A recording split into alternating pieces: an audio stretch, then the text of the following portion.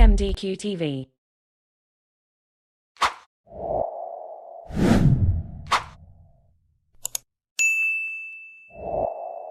A'udzu billahi minasyaitonir rajim. Bismillahirrahmanirrahim.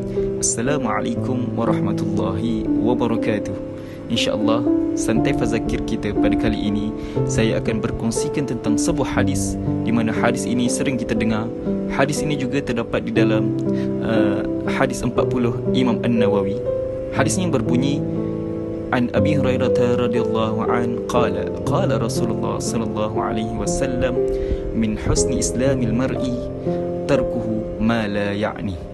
Yang bermaksud, dari Abu Hurairah radhiyallahu anhu berkata, Rasulullah sallallahu alaihi wasallam bersabda, di antara tanda keislaman seorang itu baik adalah dia meninggalkan hal yang tidak bermanfaat, yakni tidak penting bagi dirinya. Hadis ini dinilai hasan dan hadis ini diriwayatkan oleh Imam At-Tirmizi dan yang lain-lain.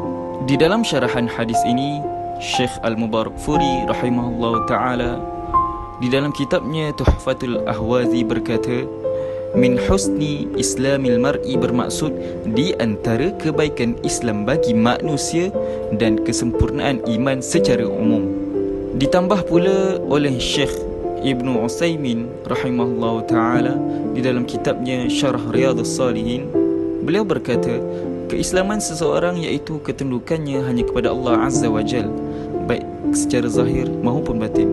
Adapun secara batin, ketundukan seorang hamba kepada Rabbnya iaitu dengan memperbaiki akidah dan hatinya, dan hal itu dengan mengimani segala apa yang wajib diimaninya. Adapun ketundukan secara zahir adalah dengan memperbaiki perbuatan zahirnya, seperti ucapan dengan lisan dan perbuatan dengan lahiriah.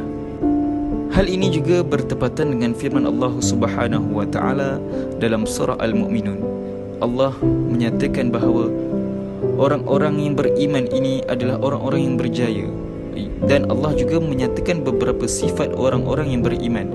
Di dalam ayat ketiga surah Al-Mu'minun, Allah Subhanahu wa taala berfirman, A'udzu billahi minasyaitonir rajim, wallazina hum 'anil lagwi mu'ridun. Yang bermaksud, dan orang-orang yang menjauhkan diri daripada perbuatan dan perkataan yang tidak berguna. Tafsiran ayat ini telah berkata Imam At-Tabari rahimahullahu ta'ala di dalam kitabnya Jami'ul Bayan. Maksud ayat ini adalah, dan orang-orang yang di antara hambanya yang menjauhkan diri dari hal yang batil, yakni sia-sia, dan hal-hal yang Allah benci. Baiklah, daripada hadis ini kita dapat tahu bahawa seseorang mukmin akan dianggap elok, indah dan berakhlak tinggi apabila dia hanya melakukan perkara-perkara yang berfaedah dan berusaha meninggalkan segala perkara-perkara yang tidak ada faedah bagi dirinya.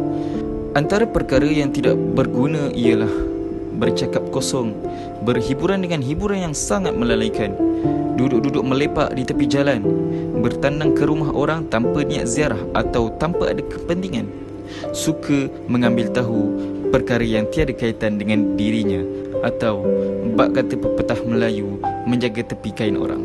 Di dalam hadis ini juga terdapat sebuah anjuran yang menyerlahkan suatu ajaran Islam yang amat baik, yang boleh menyumbang ke arah pembangunan ummah.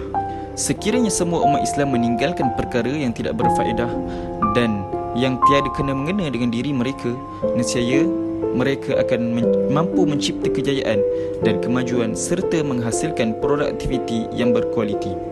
Oleh itu, sebagai seorang Muslim yang beriman dengan sebenar-benar keimanan, marilah kita bersama-sama berusaha meninggalkan segala perkara-perkara yang tidak berfaedah. Banyak lagi perkara yang berfaedah yang boleh kita lakukan. Sebagai seorang pelajar, tingkatkanlah keinginan kita dalam menuntut ilmu. Carilah ilmu walaupun di mana kita berada, insya-Allah. Sekian dari saya, Muhammad Anas bin Nuruddin. Wabillahi taufiq wal hidayah. Wassalamualaikum warahmatullahi wabarakatuh.